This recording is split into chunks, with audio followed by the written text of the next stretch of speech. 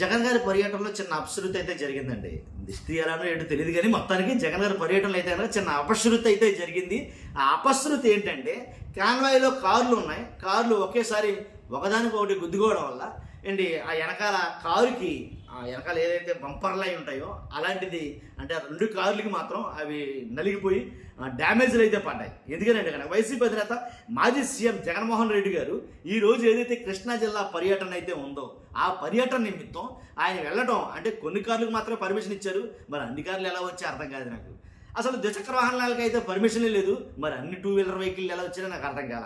కాబట్టి 500 మంది గారు అన్నారు, 500 మంది వచ్చినట్టున్నారులేండి. అయితే అది జరిగింది. కాబట్టి ఎంతమంది వచ్చారో మీకు తెలుసండోయ్, అందుకే నేను 500 మంది అన్నాను. కాబట్టి కృష్ణా జిల్లా పర్యటనలో ఈ అపశృతి ఎలా చోటుకుంది, ఉయ్యూరు మండలం ఏదైతే గండిగుంట వద్ద జగన్ కాన్వాయ్లోని వాహనాలు ఒకదానికొకటి పరస్పరం ఢీకొన్నాయి. దీంతో కాన్వాయ్లోని పలువురికి స్వల్ప గాయాలు అయ్యాయి అని అంటున్నారు. నాకు తెలిసి నేను చూసాను ఆ వీడియో. కాకపోతే స్వల్ప గాయాలు గట్రా ఏం కాలేదు కానీ జస్ట్ ఎదరల్లి వాహనాన్ని వెనకాల వచ్చే వాహనం గుద్దింది అంతే.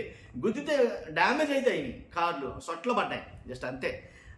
అంతకుమించి అంటే గాయాలు అయితే కాలేదు అని నేను అనుకుంటున్నాను. మరి తర్వాత అంటే జగన్ గారికి అయితే ఎలాంటి గాయం కాల, ఇదైతే బట్టి పక్క, దాంట్లో ఎలాంటి డౌట్ లేదు.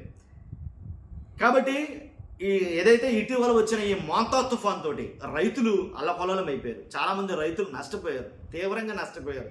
కాబట్టి వాళ్ళకు రావాల్సినటువంటి ఇన్పుట్ సబ్సిడీ ఇస్తారో ఎవరో తెలియదు, అందరికి వస్తుందో అదే తెలియదు. ఇన్సూరెన్స్ అయితే చేయలేదని అంటున్నారు. కానీ ఇన్సూరెన్స్ జగన్ గారి హయాంలో ఏంటి రెగ్యులర్గా రబీ ఖరీఫ్ ఇలా సీజన్ల ప్రకారంగా ఏ సీజన్కి ఆ సీజన్ అయితే చేసేవాడు. అది ప్రభుత్వమే, జగన్మోహన్ రెడ్డి గారే కట్టేసేవాడు వాస్తవంగా అయితే కనుక. కాబట్టి వాళ్ళకి వచ్చేది ఇప్పుడు లేదు, కట్టట్లేదు, ఆగిపోయిందని అంటున్నారు. అంటే వాస్తవాలు ఏంటనేది 2-3 రోజుల్లో తెలుస్తాయి. ఎందుకని అన్నానంటే ఈ మాట, జగన్ గారు ఎక్కడైతే మిర్చి రైతుల దగ్గరికి వెళ్ళారో వెళ్ళి వచ్చిన తర్వాత సాయంకాలం ఒక స్టేట్మెంట్ వచ్చింది ప్రభుత్వం నుంచి. ఏమనంటే కనుక మద్దతు ధర ప్రకటించింది ప్రభుత్వం అని చెప్పేసి.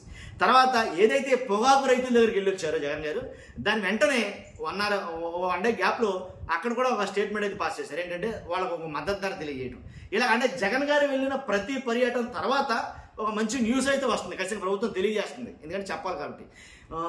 ఇప్పుడు కూడా ఆ రైతులకి అంటే ఆల్రెడీ ఇంకా అనౌన్స్ చేయలేదు, నష్టపోయిన రైతులు ఎవరైతే ఉన్నారో వాళ్ళకి ఎకరానికి ఎంత ఇస్తాం అనేది నష్టపోయిన రైతులకి అనౌన్స్ చేయాల.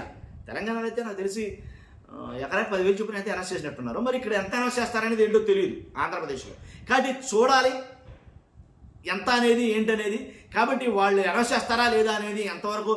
తర్వాత ఇది ఏదైతే సర్వే అనేది జరిగిందో అది అందరికీ జరగలేదు, అందరినీ కనుక్కోలేదు, అన్ని చోట్ల జరగలేదు. చాలా మట్టుకు రైతులు ఈ విషయంలో అయితే నష్టపోతారు, ఏదో ఓవరాల్గా జస్ట్ ఏదో తూతూ మంత్రంగా చేసేశారు అని కొన్ని వాదనలు అయితే కనుక వైఎస్ఆర్సీపీ నాయకులు చాలామంది చెప్తున్నారు, మాట్లాడుతున్నారు. చాలామంది రైతులు అన్నా సరే అదే జరుగుతుంది. అంటే మొత్తానికి ఏదైతేనండి రైతులు గోడు తెలుసుకోవడం కోసం ఏదైతే మోంతా తుఫానులో భాగంగా నష్టపోయిన బాధిత రైతుల్ని కలిసి పరామర్శించి నాశనమైపోయిన పంటను చూసి దాన్ని ప్రభుత్వానికి తెలియజేసేలాగా ఆయన ఒక పర్యటన అయితే చేశారు జగన్మోహన్ రెడ్డి గారు. ఆ పర్యటనలో భాగంగా చాలా ఇవన్నీ జరిగినాయి అనమాట. అది విషయం చూస్తున్నాం. మీరు అందరూ కూడా మీ అభిప్రాయం కామెంట్ రూపంలో తెలియజేయండి. ఫస్ట్ అయితే కనుక కొత్తగా మన ఛానల్స్ పక్కాగా సబ్స్క్రైబ్ చేయండి. Thank you very much.